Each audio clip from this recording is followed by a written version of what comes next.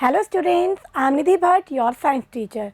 Today we will continue chapter number 16, Sustainable Management of Natural Resources. In previous video, we had discussed about what are natural resources and why we have to manage them. And today we will start part number 2, Forest and Wildlife Conservation. So let's start students. So first we will discuss forest and wildlife. Forest are biodiversity hotspot. Forest एक biodiversity की hotspot है. Means forest के अंदर बहुत wide range में biodiversity available है. Biodiversity means different variety of plants and animals. तो animals, plant, micro organs सभी की जो वेराइटीज़ है वो उस एरिया की बायोडाइवर्सिटी को फॉर्म करती हैं. एंड यस, फॉरेस्ट के अंदर एक लार्ज नंबर में बायोडाइवर्सिटी प्रेजेंट होती है. So biodiversity of an area is the number of species found there. उस एरिया में जो भी स्पीसीज प्रेजेंट है ऑर्गेनिज्म की, आइदर प्लांट्स की, एनिमल्स की या माइक्रो ऑर्गेनिज्म की, वो सभी क्या है वहाँ की बायोडाइवर्सिटी. और फॉरेस्ट में हम जानते हैं कि हमें बायोडाइवर्सिटी बहुत ही रिच अमाउंट में मिलती है. ठीक है, बहुत तरीके के प्लांट्स, बहुत तरीके के एनिमल्स वहाँ प्रेजेंट होते हैं. Okay student, so the range of different life forms like bacteria, fungi, ferns, flowering plants, nematodes, insects, birds, reptiles and so on. तो ये सभी क्या है biodiversity. Found is also important. तो ये सभी फॉर्म्स एक एरिया में जब अवेलेबल होती हैं तो ये सभी फॉर्म्स अपने आप में बहुत ज़्यादा इम्पॉर्टेंट होती हैं. Okay students, one of the main aim of conservation is to try and preserve the biodiversity we have inherited. तो हमारा जो मेन एम है कंजर्वेशन का, that is to preserve biodiversity we have inherited. जो हमें inherited हुई है, जो लॉन्ग टर्म से बायोडाइवर्सिटी अर्थ पे प्रेजेंट है, वो डिफरेंट लाइफ फॉर्म्स को हम प्रिजर्व करें. ये हमारा मेन एम है. Okay students, so now come to the point how we can conserve wild life and forest. तो जब हम कंसीडर करते हैं इनके कंजर्वेशन का, तो फर्स्ट हम डिस्कस करते हैं who are the stake holders. So stake holders means person having interest और हैविंग डिपेंडेंस ऑन फॉरेस्ट. तो फॉरेस्ट से रिलेटेड जो पर्सन है, जिन्हें उसमें इंटरेस्ट है और जो उस पर डिपेंडेंट है, वो क्या है, उसके स्टेक होल्डर्स है. So a person having interest और concern for something is called as stakeholder. ठीक है, तो जिस भी पर्सन को किसी भी चीज़ के अंदर, किसी भी पर्टिकुलर सब्जेक्ट के अंदर इंटरेस्ट होता है या उससे कंसर्न होता है, उसी को हम क्या कहते हैं, उसका स्टेक होल्डर. तो हम बात कर रहे हैं फॉरेस्ट की. तो फॉरेस्ट पे कौन कौन डिपेंड है, who are stakeholder for forest. तो देखेंगे students, stakeholders and their dependence on forest. तो यहाँ पे हमें 4 टाइप्स के स्टेक होल्डर्स प्रेजेंट हैं. स्टूडेंट्स देखेंगे, first is local people.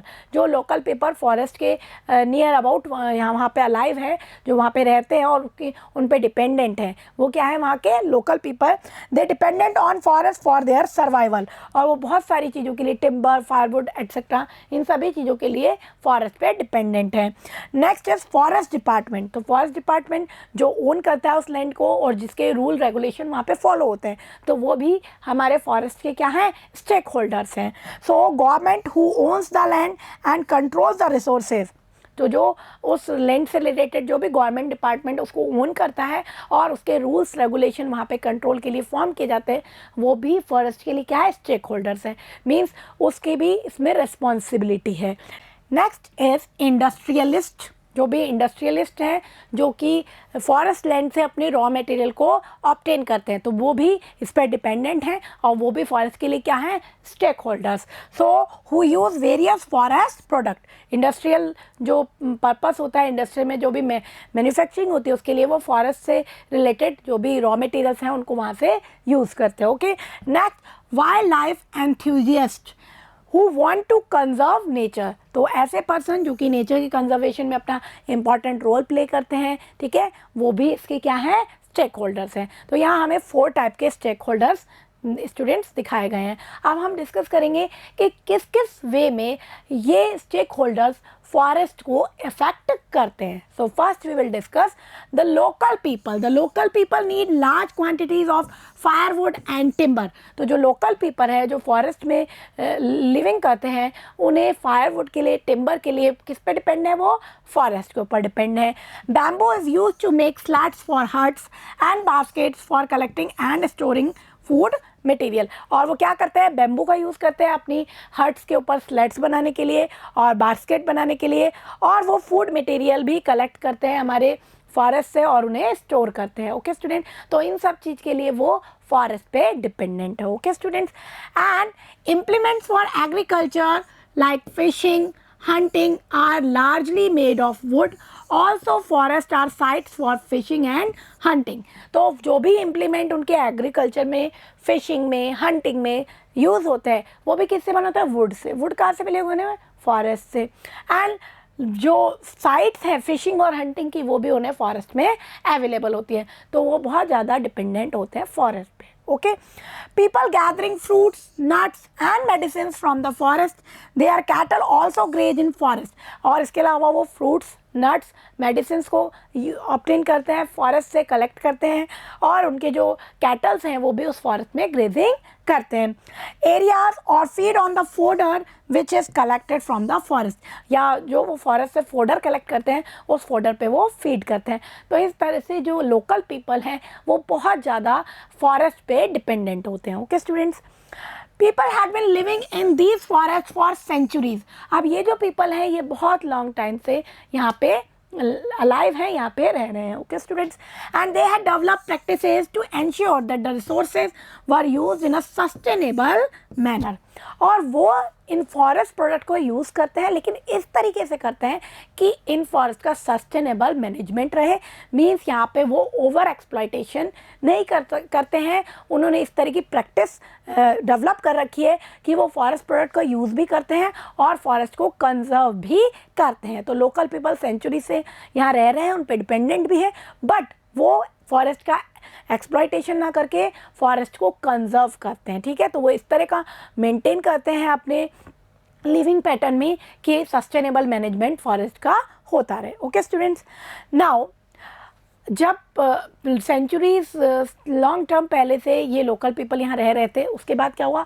After that British rule came and they ruled over the land, और उन्होंने उस सारे लैंड को इन लोकल पीपल से ले लिया। ठीक है, और क्या शुरू कर दिया? उनका एक्सप्लॉयटेशन। ठीक है, तो वहाँ पे जो प्रैक्टिस चली आ रही थी सस्टेनेबल मैनेजमेंट की, वो थोड़ी डिस्टर्ब हो गई।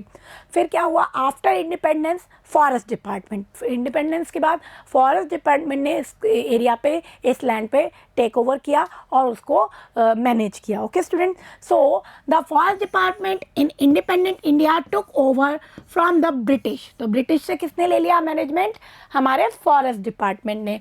But local knowledge and local needs continue to be ignored. लेकिन फॉरेस्ट डिपार्टमेंट ने भी जो लोकल नॉलेज थी, लोकल पीपल को नॉलेज थी कि किस तरह से फॉरेस्ट को मैनेज करना है, उस नॉलेज को अवॉइड किया और उनकी जो नीड्स थी उसको भी अवॉइड किया in the management practices. Thus vast tract of forest have been converted to monoculture of pine, teak, eucalyptus. तो जो वाइड वेराइटी थी उसको क्लियर करके, उसको ख़त्म करके यहाँ पे मेनली पाइन, टीक और यूकेलिप्टस के गार्डन डेवलप कर दिए। ठीक है, तो एक तरीके से सजावटी जो ऑर्नामेंटल प्लांट्स थे ना, उनको ही यहाँ पे ग्रो किया, और जो वाइड वैरायटी थी जो ओल्ड प्लांट्स की, उन सबको क्या कर दिया? क्लियर कर दिया। ठीक है, सो in order to plant these trees, huge areas are first cleared of all vegetation. तो वहाँ की जो सारी vegetation थी उसको पहले clear कर दिया गया. This destroys a large amount of biodiversity in that area. तो इसके कारण उस एरिया में लार्ज अमाउंट पे बायोडाइवर्सिटी का लॉस हो गया. ओके स्टूडेंट्स, तो इस तरह से फॉरेस्ट डिपार्टमेंट ने भी जब ब्रिटिश से उसको टुक ओवर किया, उसको लिया, तो उसके बाद उन्होंने लोकल पीपल की नॉलेज और उनका जो नीड था उसको अवॉइड किया. The varied needs of the local people like fodder, medicines, fruits and nuts can no longer to be meet from such forest. तो फॉरेस्ट से उनकी जो नीड थी वो पूरी नहीं हुई, उनको बिल्कुल भी वहाँ से हटा दिया गया और उनकी नीड्स का ध्यान नहीं रखा गया. Okay student, now after this we discuss about industries. अब इंडस्ट्रीज में कैसे यूज़ हुआ फॉरेस्ट का, क्योंकि ये भी एक स्टेक होल्डर्स हैं। तो स्टूडेंट, इंडस्ट्रीज़ ने फॉरेस्ट को सिर्फ अपना रॉ मटेरियल का एक रिजर्व माना, ठीक है, और उसका एक्सप्लॉयटेशन किया, ठीक है। So industries would consider the forest as merely a source of raw material for its factory. तो इंडस्ट्रीज़ ने क्या सोचा, सिर्फ वो एक रॉ मटेरियल का सोर्स है फैक्ट्रीज़ के लिए, और वहाँ से जितना ज़्यादा हो सके उस रॉ मटेरियल को वो ले सकते हैं। मीन्स उन्होंने सस्टेनेबल मैनेजमेंट की प्रैक्टिस को बिल्कुल ही अवॉइड कर दिया और सिर्फ उसका ओवर एक्सप्लॉयटेशन किया। These industries have a greater reach than the local people, और इनका जो लोकल पीपल की बजाय इनका ज़्यादा रीच था, ज़्यादा ये इंटरफेयर कर सकते थे और ज़्यादा ये उसको यूज़ कर सकते थे। They are not interested in the sustainability of the forest, और वो फॉरेस्ट की सस्टेनेबिलिटी में बिल्कुल भी इंटरेस्टेड नहीं थे in one particular area. Okay, तो उनका काम क्या था, अपनी इंडस्ट्रीज़ को ज़्यादा से ज़्यादा डेवलप करना और ज़्यादा से ज़्यादा रॉ मटेरियल यहाँ से यूज़ करना। Okay student, for example, after cutting down all the teak trees in one area they will get their teak from the forest farther away. तो क्या करते थे वो, एक एरिया के फॉरेस्ट को पूरा क्लियर कर दिया, वो अगर बिल्कुल ख़त्म हो गया तो उन्होंने वहाँ और ट्रीज़ प्लांट नहीं किए और दूसरी जगह से अपना रॉ मटेरियल टीक लेना स्टार्ट कर दिया। तो इस तरह से उन्होंने फॉरेस्ट को बिल्कुल ही डैमेज कर दिया, ठीक है। तो इस तरह से उन्होंने इफ़ेक्ट किया हमारे फॉरेस्ट को। Now the fourth point, nature and wild life enthusiast, ठीक है। ये क्या थे, ये नेचर के, वाइल्ड लाइफ के कंजर्वेशन में बिलीव करते थे। who are in no way dependent on the forest but who may have considerable say in their management। तो ये ऐसे पीपल थे जो डिपेंडेंट तो नहीं है फॉरेस्ट पे, बट ये बहुत ज़्यादा इंपॉर्टेंट रोल प्ले करते हैं फॉरेस्ट के मैनेजमेंट और कंजर्वेशन में। तो इस तरह के कई पीपल्स हैं जिन्होंने इस तरह के कई बहुत ज़्यादा फॉरेस्ट को एक्सप्लॉइट होने से रोकने के लिए बहुत सारे लोगों को अवेयर किया, ठीक है। तो इन्होंने भी एक बहुत इंपॉर्टेंट रोल प्ले किया फॉरेस्ट के मैनेजमेंट में। Now the conservationist were initially taken up with large animals like lions, tigers, elephants and rhinoceros. तो ये जो पीपल हैं जो कंजर्व करना चाहते हैं नेचर को, पहले इन्होंने जो वाइल्ड लाइफ के तरफ ध्यान दिया तो उन्होंने पहले large animals like lion, tiger, elephant इनको ही नोटिस किया, लेकिन बाद में इन्होंने इस चीज़ को एक्सेप्ट किया कि सभी बायोडाइवर्सिटी की सभी लाइफ फॉर्म्स बहुत ज़्यादा इम्पॉर्टेंट हैं। So they now recognise the need of to preserve biodiversity as a whole. तो पहले इन्होंने जो लार्ज एनिमल्स हैं उन्हीं के कंजर्वेशन पे ध्यान दिया था, लेकिन बाद में इन्होंने इस चीज़ को नोटिस किया कि होल बायोडाइवर्सिटी की हर लाइफ फॉर्म्स बहुत ज़्यादा इम्पॉर्टेंट है और सभी को कंजर्व करना बहुत ज़्यादा ज़रूरी है। ओके स्टूडेंट, तो ये हमने डिस्कस किए who are the stakeholders and how they dependent on forest and how they affect forest. Okay student, now the next point is conservation of forest. It is carried out by the following method. तो forest का conservation करने के लिए हम क्या कर सकते हैं? First point is afforestation. Afforestation means growing of plants. So it is growing of forest on unprotected barren lands. जो बैरन लैंड्स है, जो इनफर्टाइल जो लैंड है, उस पे हम क्या करें, प्लांटिंग करें ट्रीज की और नए नए फॉरेस्ट डेवलप करें. That is called afforestation. तो जैसे जैसे हमने देखा है वेजिटेशन कवर अर्थ पे से कम होता जा रहा है, तो हमें क्या ज़रूरत है, हम ज़्यादा से ज़्यादा ट्रीज़ को प्लांट करें. So we need to afforestation. Next, Van Mahotsav. तो इसी चीज़ को इंस्पायर करने के लिए, लोगों को इसके लिए अवेयर करने के लिए हमारे इंडिया में वन महोत्सव मनाया जाता है. Is a tree plantation movement carried out twice a year. और ये एक ईयर में 2 बार मनाया जाता है, in February and July, by both government and voluntary agencies. तो वॉलेंट्री एजेंसीज, गवर्नमेंट, सभी जगह वन महोत्सव को बहुत अच्छे से मनाया जाता है और ट्रीज़ को प्लांट किया जाता है. स्कूल्स में, कॉलेज में, सभी जगह इस तरह की मूवमेंट को, इस तरह की प्रैक्टिस को डेवलप किया जाता है. फरवरी और जुलाई, एक ईयर में 2 बार हम इस तरह से वन महोत्सव को मनाते हैं. Okay student. Next, reforestation. Reforestation means जहाँ पे फॉरेस्ट क्लियर हो गया उस एरिया में दोबारा से ट्रीज़ को प्लांट करना. So it is developing forest cover in the area which has been damaged और क्लियर ड्यूरिंग एक्सप्लॉयटेशन। तो एक्सप्लॉयटेशन के ड्यूरिंग अगर कोई एरिया डैमेज हो गया है तो वहाँ हम रीप्लांटेशन करें, दोबारा से प्लांट्स को ग्रो करें और वहाँ पे उसको वापस से फॉरेस्ट को डेवलप करें, दैट इज़ कॉल्ड रीफॉरेस्टेशन। तो अगर हमें फॉरेस्ट को प्रिजर्व करना है तो हमें ये दोनों प्रैक्टिसेस यूज़ करनी होंगी, afforestation and reforestation. Okay student, now the next point, separation of commercial forestry. Commercial forestry means जो plants इंडस्ट्रियल पर्पज से यूज़फुल है उनको हम अलग से प्लांट करें। So useful plants required by industry should be planted separately on waste land. तो factories के लिए जो प्लांट यूजफुल है उन्हें वेस्ट लैंड पे अलग से सेपरेटली ग्रो किया जाए।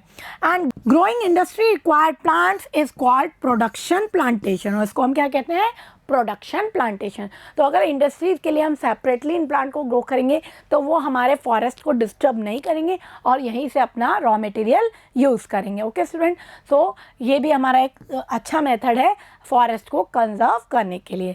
Next, grazing. अब जो एनिमल्स हैं वो ग्रेजिंग करेंगे, बट ये ग्रेजिंग कंट्रोल्ड मैनर में होनी चाहिए। ऐसा नहीं कि एक ही जगह के वेजिटेशन कवर को बिल्कुल ही ख़त्म कर दिया जाए।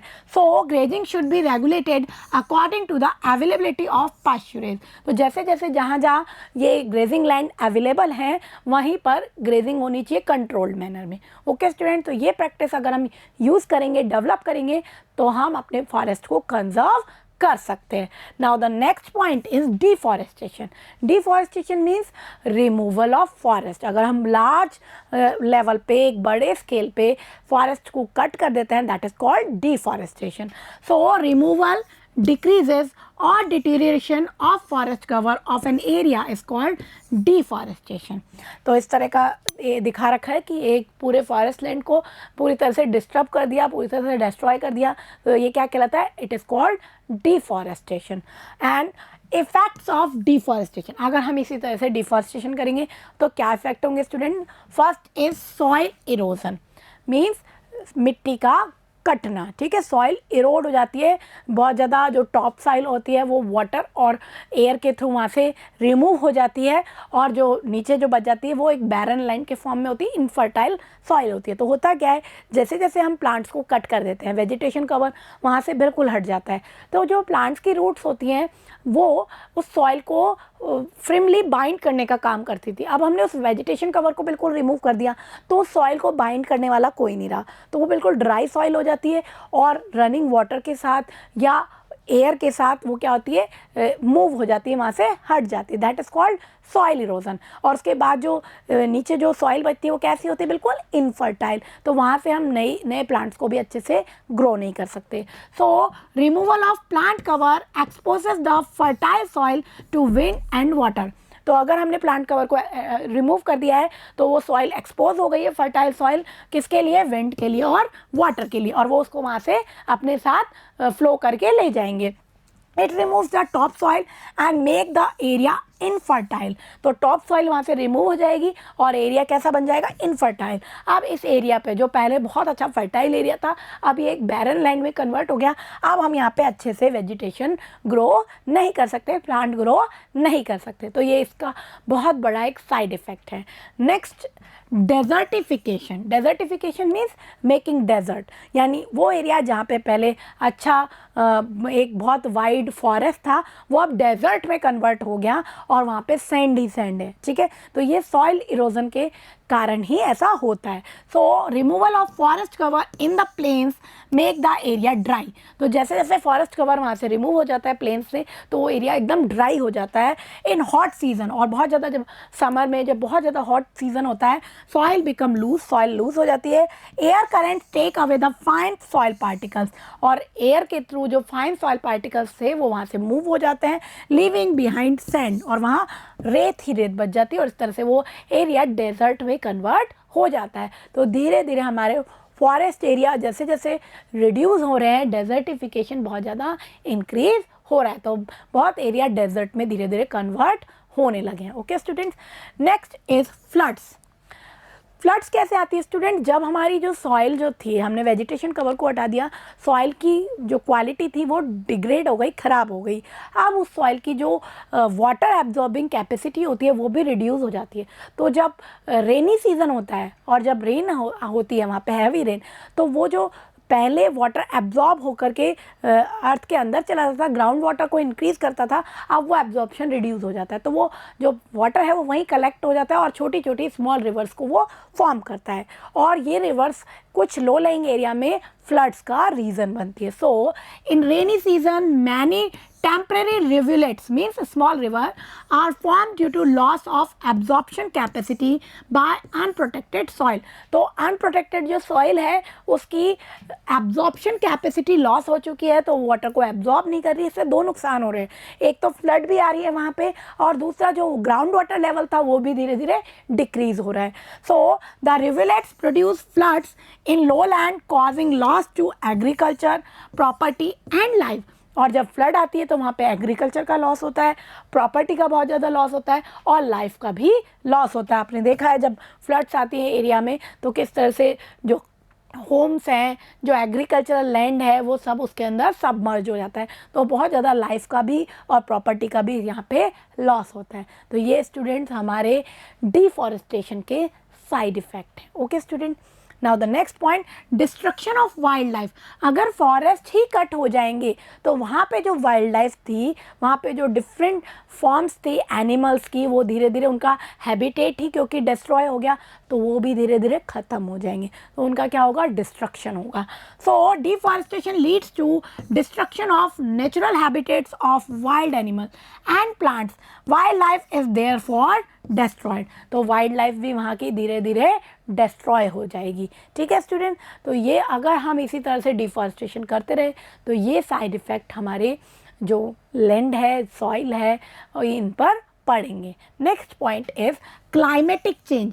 क्लाइमेट में चेंज हो रहा है, अगर हमारे ज़्यादा से ज़्यादा हम ट्री प्लांट करते हैं तो पॉल्यूशन को वो रिड्यूस करते हैं और अच्छा रेनफॉल भी वहाँ होता है। तो अगर हम वेजिटेशन कवर को रिमूव कर रहे हैं तो वहाँ पे ठीक तरीके से रेनफॉल भी नहीं होता।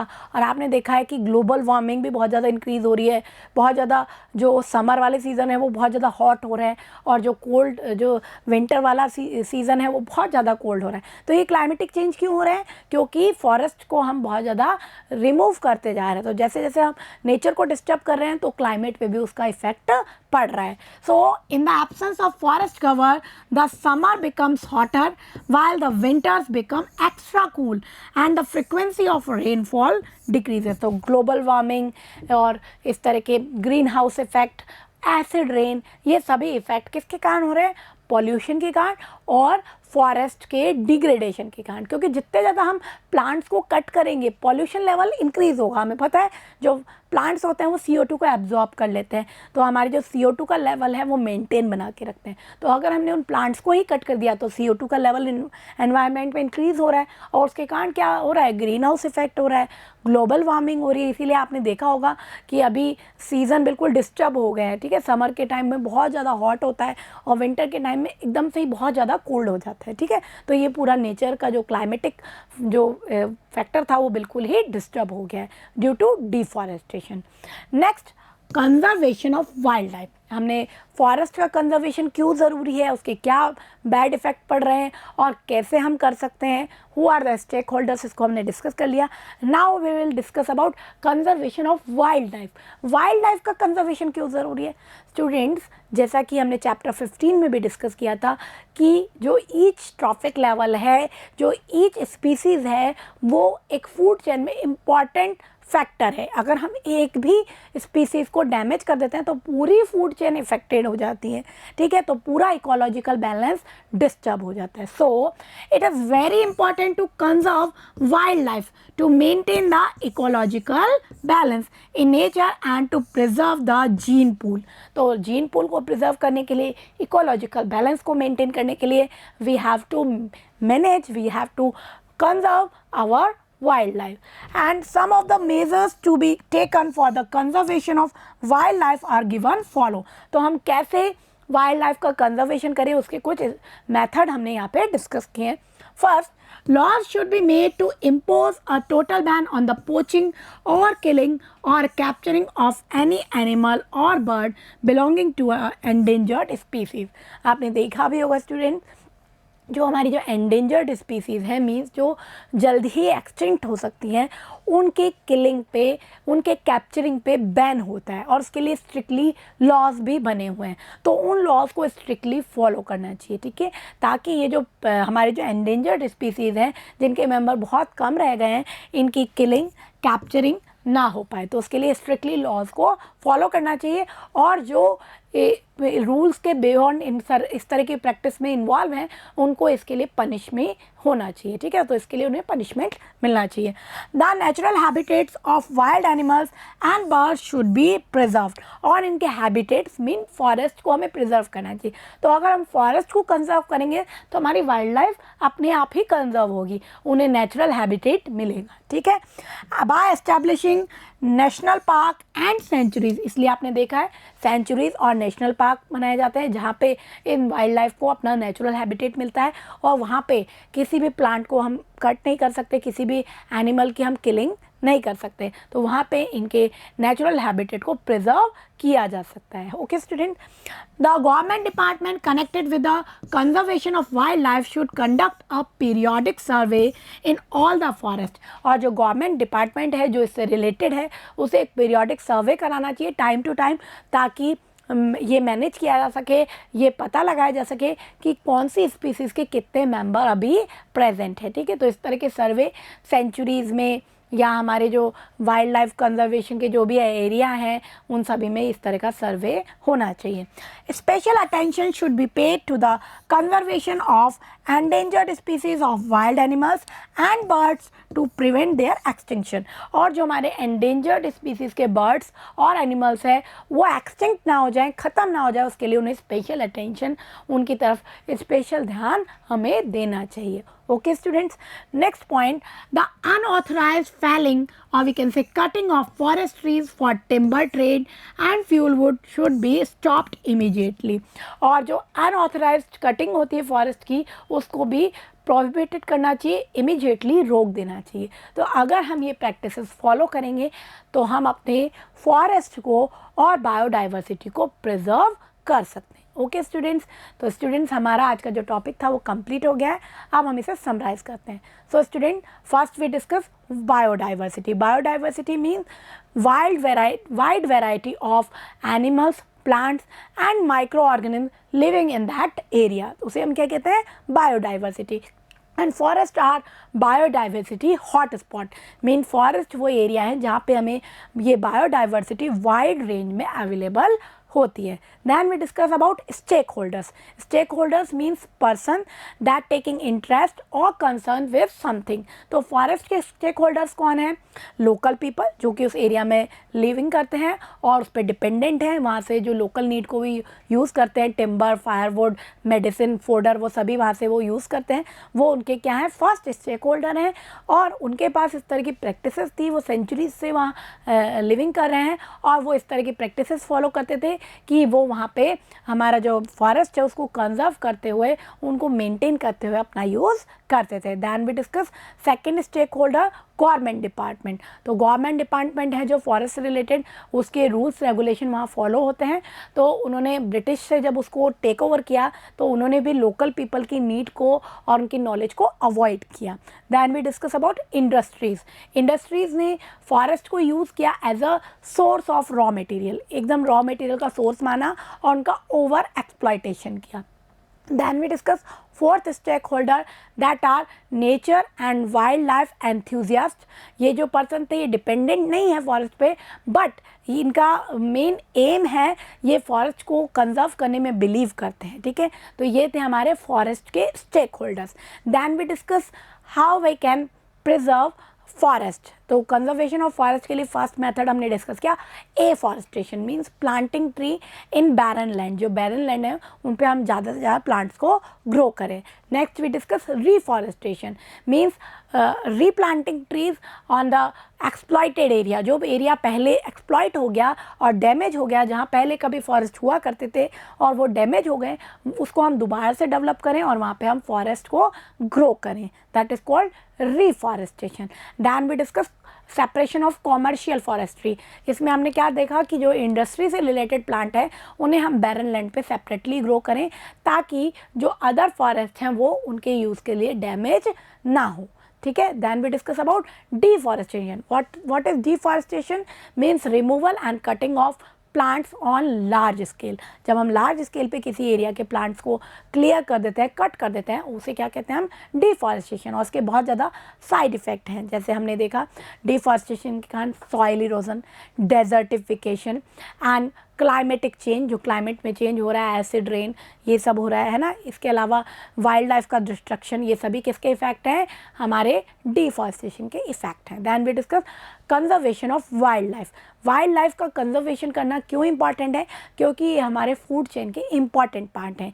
एक भी स्पीसीज़ अगर डिस्टर्ब हो जाती है, डिस्ट्रॉय हो जाती है, एक्सटिंक्ट हो जाती है, तो पूरा इकोलॉजिकल बैलेंस डिस्टर्ब हो जाता है। तो हमें उसे क्या करना है? प्रिजर्व करना है। उसके लिए हमें कुछ स्ट्रिक्ट लॉज बनाने हैं ताकि इनकी जो अनऑथराइज्ड या इलीगल जो इनकी किलिंग होती है, जो इनकी कैप्चरिंग होती है, उसमें रोक लगे और वी कैन प्रिजर्व फॉरेस्ट। अगर हम फॉरेस्ट को प्रिजर्व करेंगे, उनके नेचुरल हैबिटेट को प्रिजर्व करेंगे, तो हमारी जो बायोडाइवर्सिटी है, जो हमारे जो वाइल्ड लाइफ है, वो भी प्रिजर्व हो जाएगी। तो उसके लिए हम centuries, wild life centuries, national park, इनको फॉर्म करते हैं, ठीक है। सो स्टूडेंट्स, ये हमारा आज का टॉपिक कंप्लीट हो गया है।